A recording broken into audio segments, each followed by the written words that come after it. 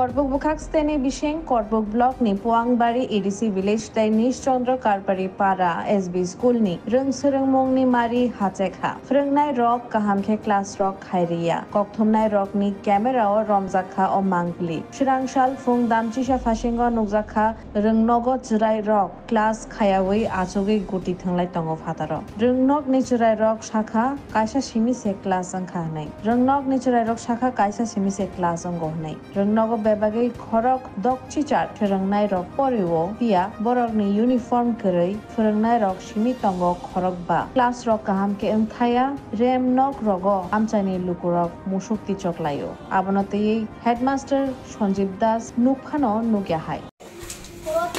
The class no toma Hoibe class ji Kamu tak ikut Dili dikin kelas kau orang nai, ikut kau dia, Dah teman teras itu ni, sekolah teras, Sekolah tu tinggal, nama sekolah tu tinggal, Konan tu deh, hotan no.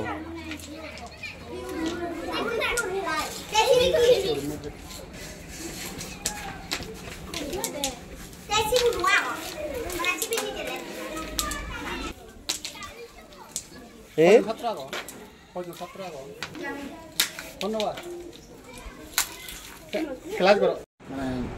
যখন class শেষ হওয়ার পর class আমি তো যদি জানিস class শেষ হওয়ার পর যে গুল্লি খেলতে আছে স্কুলের ব্রান্ডায় স্কুলের ভিতরে স্যার এটা পরিপ্রেক্ষিতে শুনেন এটা সব ফুলা মানে ওখান দেখেন তারা অনেক সময় বল খেলতে যায়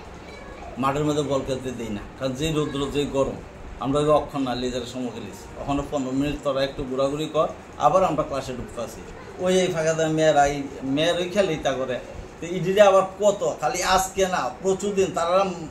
ব্যাট দিয়ে ফিরছি পর্যন্ত কিন্তু তবুও তারা এটা ছাড়ে না ওই মাঠের এখান থেকে পাথরটি শেষ পর্যন্ত সরাইছি এই পাথরটি যদি এখান থেকে শেষ হয়ে যায় তখন খেলাটা বন্ধ হয়ে যাবো এখান থেকে তুগাইলি পরে এখান থেকে তুগাইলি পরে এখান থেকে তুগাইলি পরে আমি যখন আপনারা আইছেন হেয়ার 5 মিনিট আগে আমি এই ক্লাস থেকে বাইরে আইছিলাম জিগান এখানে যে স্যার ঢুকছিল নি এরপরে গেলে আমি বাইরে আইছি এরপর তারা কইছি ঠিক 15 মিনিট পরে আবার ঢুকুম কইলাম বুঝছেন না এমন সময় আপনারাও আই পড়ছেন এরপরে আমি কইছি যে আমি আইতাম না এই ক্লাসে দেবু স্যার আইব আমি এটা যাবো এরপরে এটা ঢুকলাম আর কি হে সময় গুল্লি খেলতে আছে এই গুল্লি খেলতে যেমন বাইরের থেকে অনেক কিছু রাস্তা দিয়ে লোক আইতে আছে দেখতে আছে কিন্তু স্যার এটা তো একদম শুনেন ফুলাফানরা তো আমরা কই ফুলাফান একদম কথা শুনে না একদিন জানাননি একদিন একটা ছেলেরে আমি শাসন করছি বলে হে আইসে আমার মারতো এই সজলের বাতিজা শেষ পর্যন্ত সজলরে আমি কইছি চিনেন তো সজল বাবুরে আমি কইছি দেখেন আপনার বাতিজা আমাদের কইলেন না করে আমি কইয়া কিতা করবেন কইলেও তো কোনো কিছু সুতরা না এরপরে আইয়ে হেরে মারে হেরে ধরে আবার পরশু দিন জানাইছি আমি কইছি আনা বাতি যাইলে প্রত্যেকটা ফুলাবানরে মারে গেলাম এরপরে ওখানে 2 দিন ধরে মারপিট করে না কারণ ওখানে শাসন করতে যাবো ওখানে এটা নিয়ে প্রতিক্রিয়াটা কোনো কিছু হয়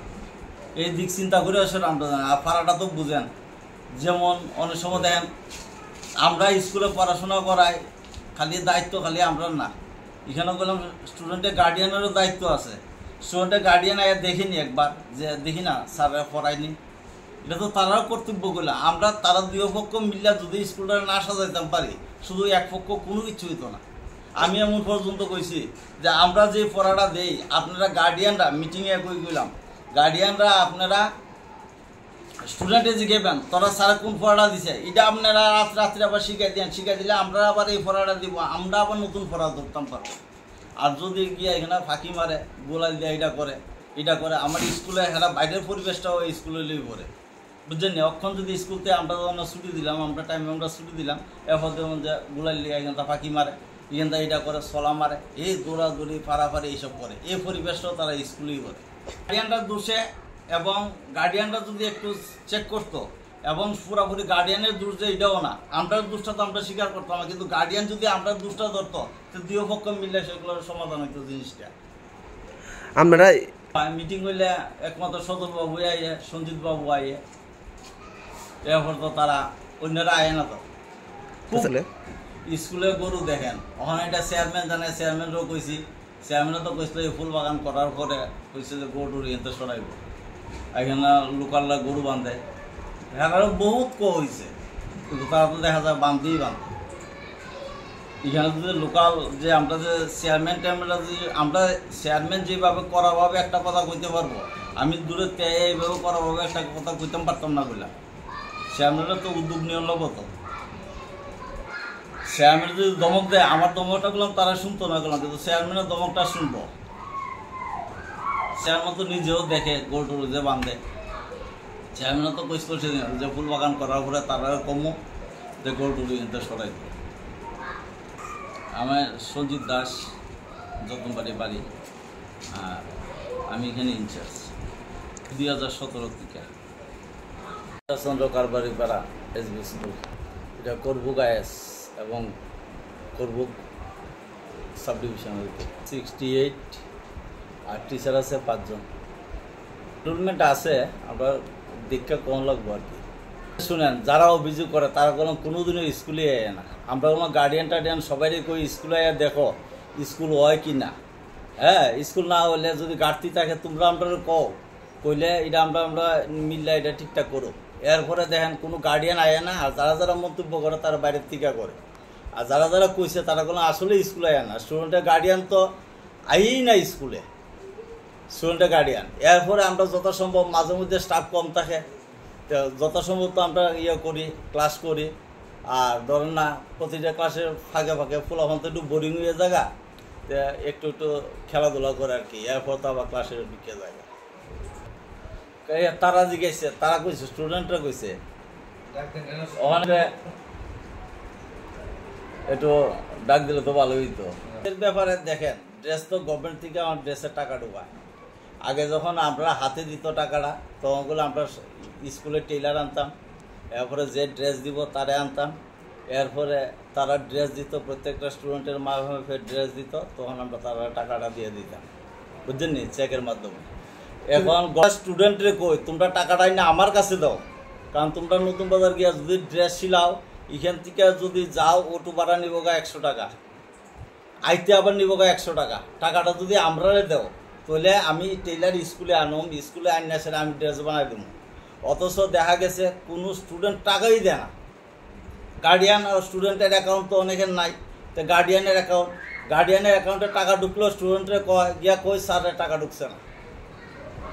বুঝছেন নি। কিন্তু আমরা এখানে চেয়ারম্যানেরও জানাইছি, চেয়ারম্যানও